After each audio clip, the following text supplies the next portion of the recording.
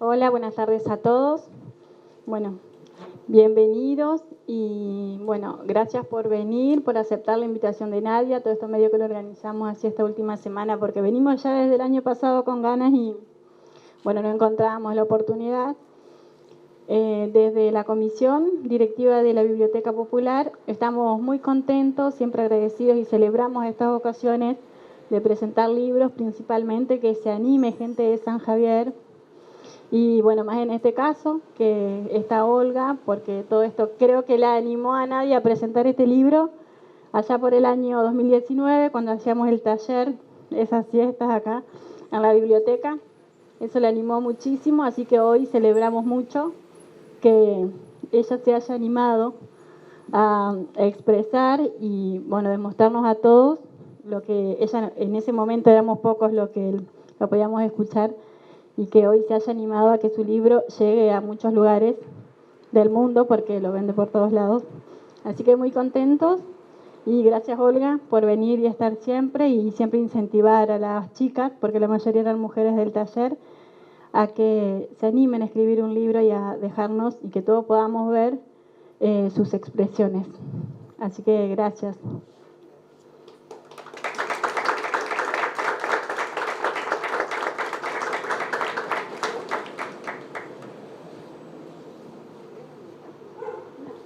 Bueno, buenas noches.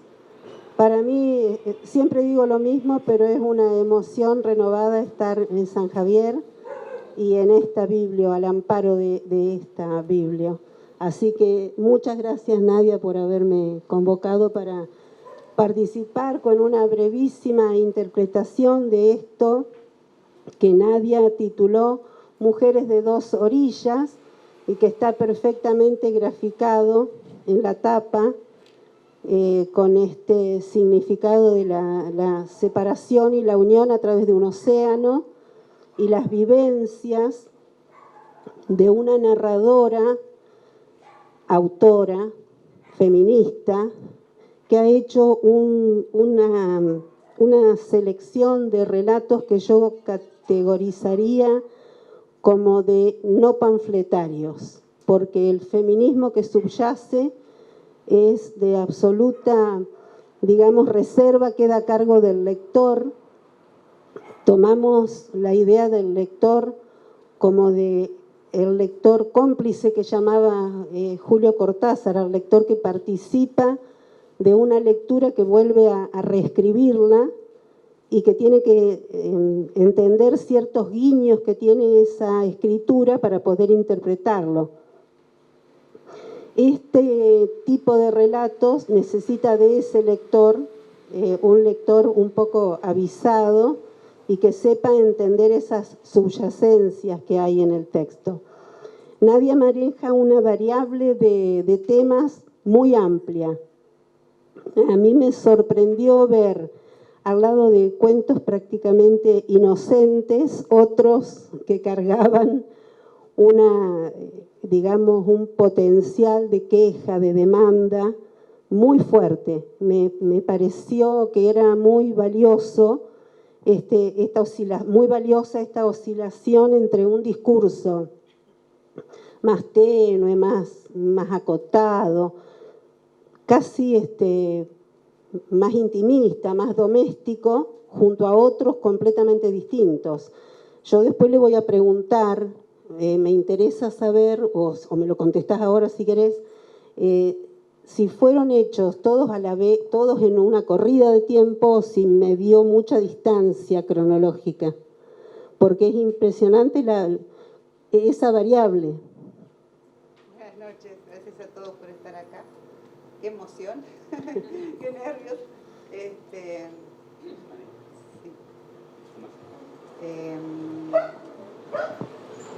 No, hay de muchos distintos momentos. Algunos son anteriores al taller, a los talleres, porque en realidad empezamos antes del 2019 con el doctor Ríos, creo que en el 2017 o en el 2018 debe haber sido. Y ahí fueron algunos, digamos, de los primeros y algunos que venían como idea de antes y nunca se habían animado a salir, a salir de casa. Claro, porque yo noto que hay algunos que tienen, incluso hasta hay 2 que tienen finales totalmente abiertos, que quedan a cargo del lector, y hay otros que están perfectamente cerrados y que tienen su estructura narrativa bien armada en principio, medio, con conflicto, y final, desarrollo y final. Las temáticas son totalmente variadas: la injusticia, el desamor, el desamparo, el proceso militar, la niñez, la prostitución, bueno, y muchos temas más. Me quedo medio corta, no quiero apelar, siempre hago apuntes y nunca los uso, pero me sorprendió cómo esa variable, porque incluso algunos que parecieran como que tienen un tono medio retro. Me acordé un poco de Jane Austen, esta cosa de lo doméstico, de la intimidad. Tenemos que tener en cuenta, porque ella lo dice al principio, que acá hay un sustrato oral, que es lo que ella ha recogido de historias que le han sido contadas. Entonces, la memoria, que sabemos que es selectiva y que transforma, sobre todo con el paso del tiempo, ella se hace cargo de esa transformación y lo dice así. Eran las épocas en que los niños se retiraban de la mesa una vez otorgado el permiso parental y en las que regía la estricta prohibición de que participaran de las conversaciones de los adultos. A los chicos no nos quedaba más remedio que hacernos los distraídos y acceder a las soterradas charlas sostenidas mientras se lavaba los platos o se servía el postre, con oídos suspicaces y a través de varios filtros. Claro, los comentarios versaban sobre la vida de los, o mejor aún de las, ausentes, definitiva o circunstancialmente. Estas historias son fruto infiel de las subrepticias escuchas de mi infancia, matizadas con versiones obtenidas de tías, cuñadas y otras yerbas cuando alcancé la categoría de mayorcita. Inevitablemente fueron alteradas por las suposiciones, conjeturas y fantasía que mi propia persona incorporó a ellas. Las hay de tiempos lejanos y no tanto, y de países separados por un océano. Relatan aconteceres sucedidos en distintos tiempos vitales, edades y geografías. Algunas son propias vivencias que redoblaron mi convencimiento. Las mujeres seguimos contando y viviendo casi las mismas historias. Entonces, ese es el sustrato feminista que se advierte, que por eso insisto, es no panfletario, porque hay que buscarlo, hay que adaptarlo, cada uno lo interpreta a su manera, con su experiencia de vida, con su manera de entenderlo. Entonces, una siente que no está presionada, pero de todas maneras el abanico de posibilidades es realmente muy grande. El sustrato de la oralidad es un componente absolutamente femenino. Como que la historia, todo lo que tenga que ver con recuerdos y memorias, sí o sí tiene que pasar por la narración. No hay otro formato literario que lo contenga. No va a ser una argumentación, una crónica, una poesía. Es el formato narrativo y es estrictamente, es como que nos llega, pero ya ha pasado por la parte oral. Y a la vez ella admite, lo cual es absolutamente honesto, que lo ha modificado, que mucho de eso lo ha modificado y tal vez inconscientemente, ¿no? Ya al escribirlo, mejor dicho, ya tengamos en cuenta todos los filtros por los que van pasando las historias, ¿no? Los hechos sucedidos, alguien que los cuenta, que ya los puede estar modificando, y ella que los recupera de una oralidad de cuando es niña y que después los escribe. Así que en todo ese proceso hay cambios, elaboraciones, adulteraciones, y este es el resultado. La variedad que maneja de descripciones es bastante amplia también, y hay mucha insistencia, y esto me parece que es muy femenino, un poco en la parte psicológica de los personajes, pero relatado con una pincelada justa, apenas. No hay sobreabundancia de descripciones. Rita era la antítesis de Petronila, menuda, arrugada, movediza, inquieta. Me recordaba esos monitos tití que saltan de rama en rama con una cadenita y un grillete sujetos en una pata. Lo que nunca entendí es de qué estaba hecho el grillete que la sujetaba al viejo. Es así que las descripciones son justas, acotadas, y el resto corre por parte del lector. Me lo imagino, Nadia, a esto me lo imagino oralizado, a estos cuentos. Por eso le pedimos a Virginia. Por eso después Virginia va a hacer lo suyo.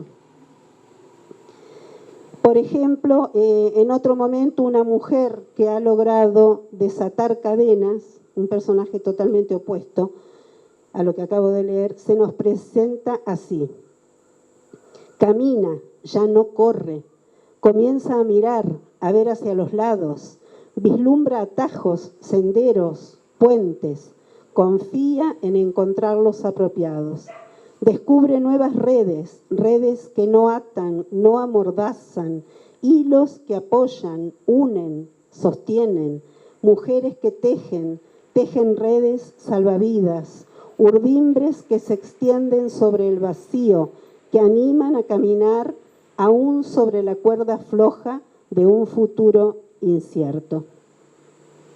Es una descripción totalmente distinta, pero nos presenta a un personaje femenino que se ha liberado en determinadas circunstancias. Porque los meses pasaron y llevaron alivio al cuerpo de Petronila, otro personaje, siempre tan sana y fuerte, pero no a su propio juicio. Así fue necesario correr tras ella en las noches de invierno, cuando salía disparada, alegre y desnuda por las calles del pueblo, o disuadirla cuando insistía en preparar el puchero, cocinando en la olla las medias sucias del viejo. Un personaje enajenado que desvaría, y en un relato donde la autora maneja el suspenso porque tiene un final que realmente es inquietante. Lo dejamos para que el lector después lo reconozca.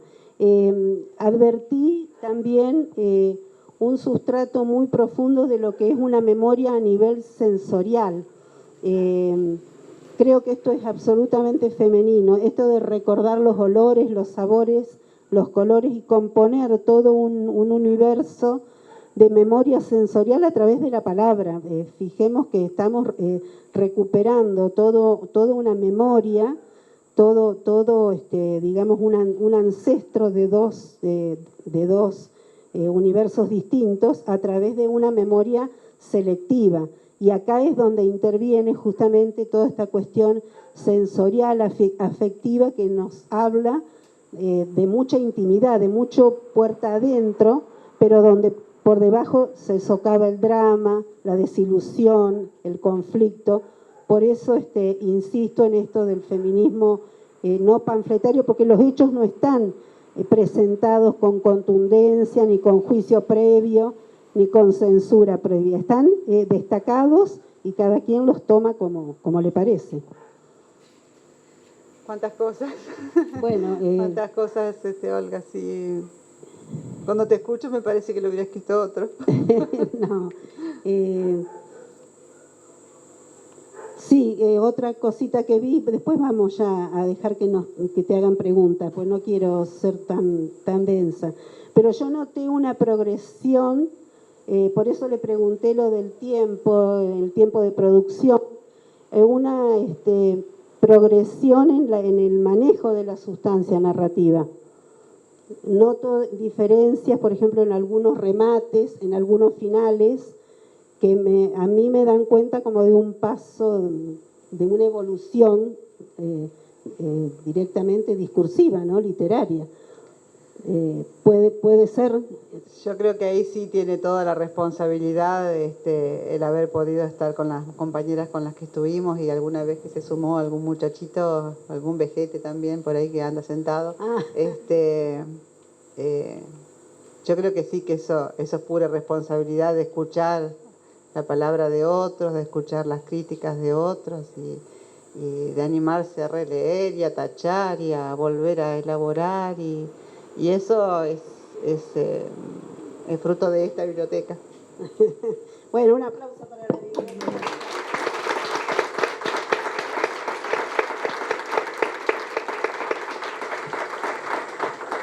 Yo sugiero que quien quiera haga preguntas. Nadia, yo te voy a hacer algunas también. Bueno. ¿Quién quiere preguntar algo? No es común, no siempre se da que el autor o la autora están presentes, así que está bueno poder preguntar. Mientras se piensan, si tienen ganas de preguntar, yo quería, bueno, aparte de agradecerla, hay alguien que se anima, agradecer la presencia y todo, comentar lo importante que fue para mí que Douglas Pereira aceptara hacer la edición de este libro a través de la editora Idarte, porque a mí me parecía que era muy importante que saliera también de acá, y lo importante que fue que pudiera elaborar tan lindas tapas con 2 obras que son hechas por mi mamá. La tapa y la contratapa del libro son pinturas de mi madre, que yo creo que reflejan el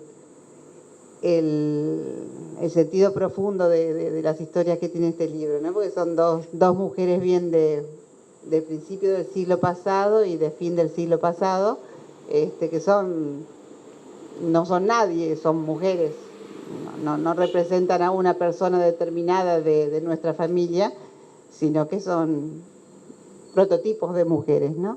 Y bueno, una alegría para mí que se haya podido hacer eso, y una alegría para mí que una entidad como Idarte, que tuvo tanto que ver con la cultura de San Javier en tantos años, se lo haya hecho. Allá alguien preguntaba algo. Hola Nadia, feliz de estar acá. Ajá.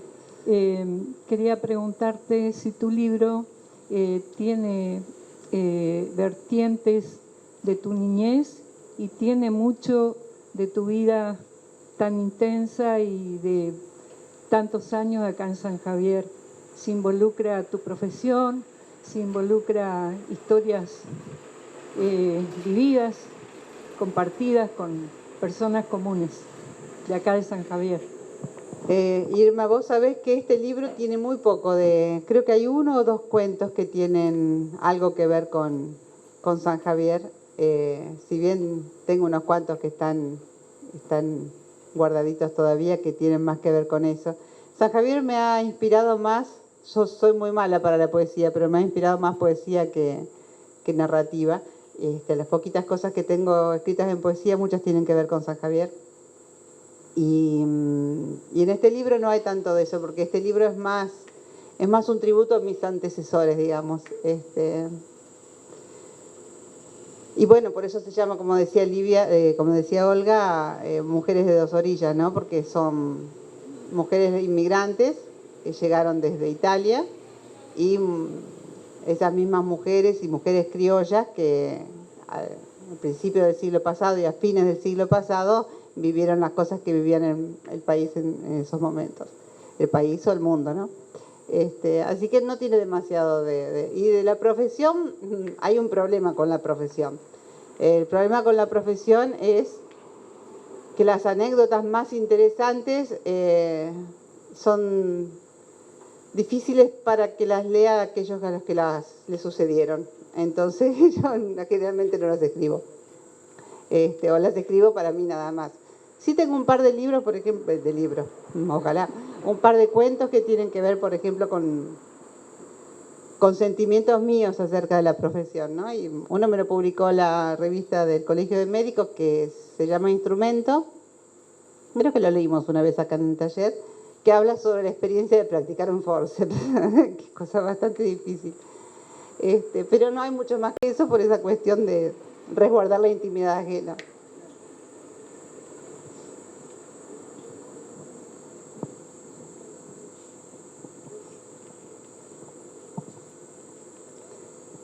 Bueno, si seguimos en tren de agradecimientos, agradecimientos a las mujeres del taller y las felicitaciones a Marisa, que anda por ahí, que también está ahí con su libro firme. Y Elida creo que no está ahora, no, por lo menos no la he visto, que también ha hecho su librito el año pasado, el anteaño creo, porque el año pasado hay que borrarlo de la memoria, ¿no? Para estas cosas. Pero bueno, recordar que son muchas las mujeres sanjavierinas, Virginia Anastasio, que también ha hecho su libro anteriormente, y qué lindo que muchas mujeres se puedan animar a escribir. Un gran tema ese de la escritura de las mujeres. Nos ha costado mucho llegar a esto.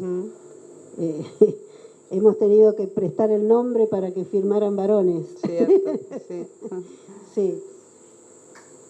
¿Alguien más quiere preguntar algo?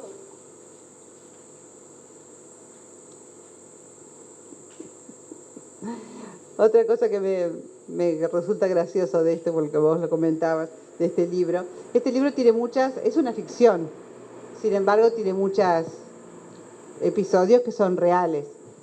Y nos reíamos con mi hijo está viviendo en el exterior ahora, así que se lo mandé por PDF, y nos reíamos porque de aquellos cuentos que son cuentos, más que cuentos, narraciones, relatos que son más por ahí inverosímiles, algunos de ellos son los más reales, son los que pasaron de verdad, y hay otros que bueno, que son historias que son totalmente ficcionales, ¿no? Pero nos reíamos porque a veces eso de que la realidad supera la ficción a veces es tan cierto, porque cosas que vos decís, bueno, esto es una pavada total, y bueno, fue realmente uno de los hechos por ahí más concretos y reales, ¿no?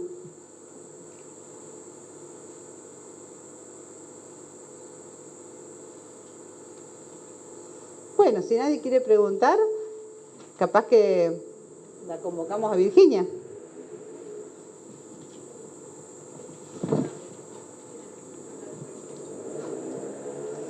Yo tengo el enorme placer de que Virginia haya accedido a venir, porque para mí es una de las cosas más maravillosas escuchar la oralidad de las historias, es precioso. Buenas noches, muchas gracias. Antes de comenzar quiero agradecer sinceramente a Nadia que me haya convocado para compartir algunas de las historias que están en su libro.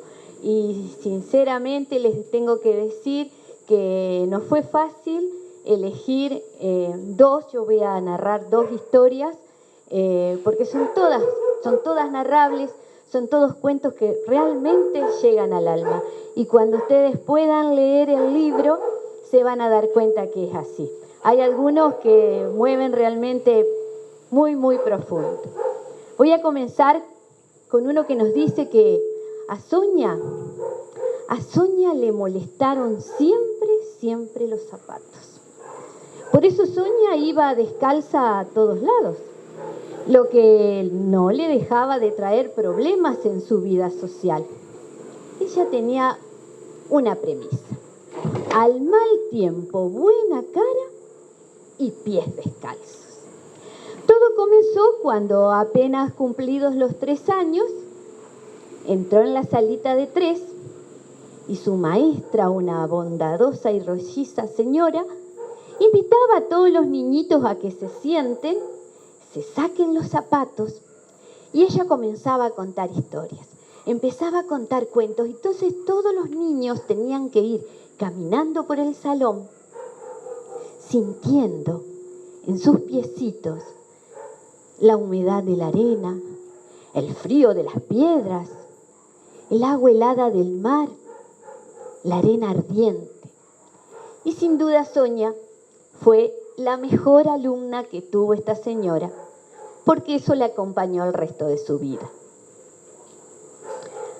Sonia ya iba a la primaria cuando cada vez que iba al cine, cada vez que se sentaba a mirar tele o cada vez que tomaba un libro para leer, se descalzaba. Porque ella decía que más allá de los ojos y de los oídos, por el tacto de sus pies, también entraban a su cuerpo toda la fantasía que le promovían tanto la lectura como el cine, como la tele. Y ella era muy chiquitita, y la gente decía, ¿cómo puede caber tanta fantasía en alguien tan pequeñito? Cuando Sonia empezó la secundaria, se le empezaron a complicar las cosas, porque los profesores la perseguían de aquí para allá durante toda la semana. Sonia, póngase los zapatos, por favor. Hasta que un día, un directivo tomó una decisión inapelable. Sonia, de aquí en más usted no puede estar en la escuela si no está con los zapatos puestos. Y Sonia se tuvo que conformar con apenas sacar un pedacito de talón para poder tocar hacia el suelo. Pero no se daba por vencida. Ni bien sus pies tocaban la vereda de la escuela, los zapatos iban a parar inmediatamente a la mochila. Y entonces ella respiraba hondo, y entonces todo el sol, todo el verde de los árboles, todo el cantar de los pájaros se metían en su cuerpo. Cuando ella cumplió 15, invitó a todas sus amigas y amigas a que la acompañaran a bailar descalza. Y así la improvisada pista se convirtió en un sinnúmero de pies descalzos que eran como pájaros lustrando. Ella siempre decía que la música y el baile entran por los pies, suben por el cuerpo y florecen en los labios de los bailarines. La cosa se complicó aún más cuando tuvo que salir a buscar trabajo. Entonces se preguntarán ustedes cómo hacía para estar descalza en el trabajo. Pues que ella llegaba mucho más temprano que sus compañeros, se sacaba los zapatos, caminaba todo el espacio laboral y así ella podía sentir por sus pies que le entraban todos los deseos, todos los anhelos, todas las inquietudes de sus compañeros de trabajo. Durante los fines de semana, Sonia caminaba y caminaba los pasillos, las veredas de su barrio. Llegaba a su plaza y ahí, en forma clandestina, se metía entre los canteros porque decía que entre los malbones y las margaritas surgían los mejores deseos. Cuando llegaba el momento de las vacaciones, ella caminaba durante mucho tiempo por la orilla arenosa del río cercano. Y cuando le sobraban unos pesitos, se iba a la orilla del mar, porque ahí sí ella expresaba que caminando por la orilla del mar se llenaba de la alegría del agua y de la libertad de los peces. A Sonia, cuando le llegó el amor, sus deditos dieron el salto más grande para atrapar el primer beso. Recuerden que dijimos que ella era muy pequeñita. Y cuando se desamoró, sus deditos también fueron más veloces aún para huir de esos bellos y engañosos zapatos, sin embargo, tan opresivos. Sonia decía que sus pequeños deditos eran capaces de detectar la más minúscula de las cárceles.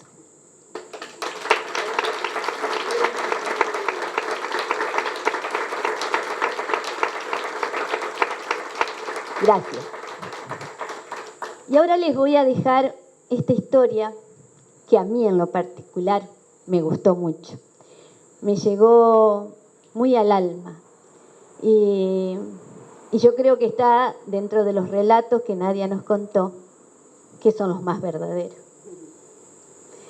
Sara tenía los ojos azules y miraba más allá, mucho más allá, demasiado más allá.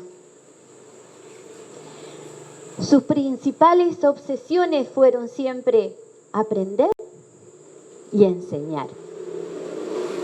Y su principal interés, las infancias. Enseñó palotes y mayúsculas en los barrios suburbanos. Enseñó yiddish en su comunidad. A su paso florecían jardines de infantes. Y allí donde ella encontraba un rancho y un ombú o unos vagones olvidados de tranvía, ella sembraba aulas y cantos y sueños. Bajo su ala protectora florecieron futuros e ilusiones. Se apañaron travesuras y se apapacharon tristezas. Parece que por ayudar tanto a volar, su cabeza al fin se llenó de pájaros y voces. Voces amables, voces no tan amables, voces acalladas a fuerza de fármacos y de tratamientos. Pero parece también que el deseo de servir con alegría, ese no se puede acallar. Parece también que a veces se ve representado en kilos que pasan por el cuerpo o en pasos que no pueden ser bien dados por el reuma. A ella el tranquito se le volvió corto y veloz y el cuerpo se inclinó hacia adelante, mucho más adelante, para seguir esa utopía que ella tenía de infancias con juguetes y vacías de hambre. Por eso fue que un día, apenas había salido el sol, ella bajó, llegó a la vereda, con su cabeza llena de 1000 zorzales, y empezó a caminar de esquina a esquina, esperando ansiosa que abran los negocios. Ni bien abiertos los negocios, se zambulló en una juguetería. Y ahí salió con los brazos colmados de juguetes y con 2 changarines atrás porque, claro, ella no podía cargar todo lo que había comprado. Y recorrió todas las escuelas. Ese día ella fue el hada madrina. Volvió a su casa tarde ese día, con los zapatos rotos, los bolsillos vacíos, pero con una sonrisa en el rostro que le iluminaba todo. Debieron confiscarle el haber jubilatorio para que no se lo gaste en las jugueterías. Pero las voces que claman las infancias, las voces que claman las niñeces, esas voces jamás podrán ser confiscadas.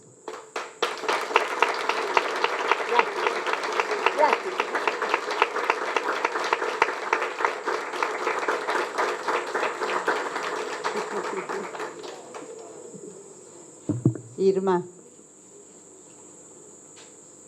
esa es una de las historias que pasó en San Javier hace un montón de años.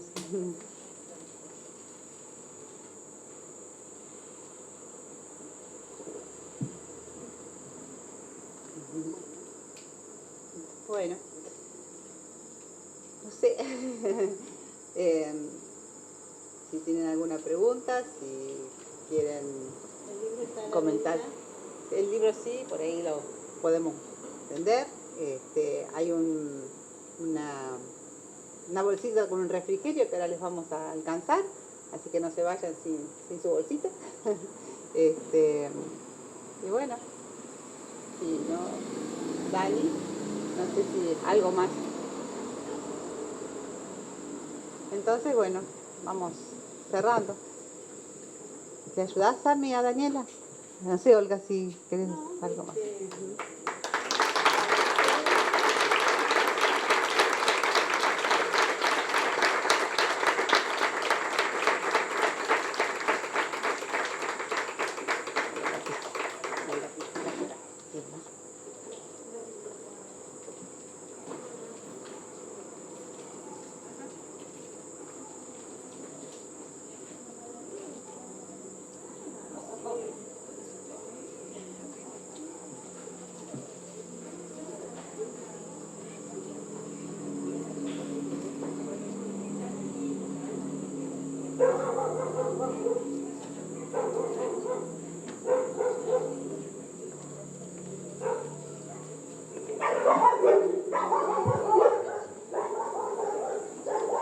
Ojalá la vacuna nos sirva para poder reanudar, no sé si ¿se escucha?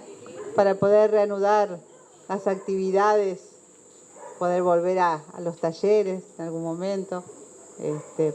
Por ahí María Laura nos podamos largar, hacerlo de vuelta cuando se pueda. La verdad que está muy lindo, muy lindo.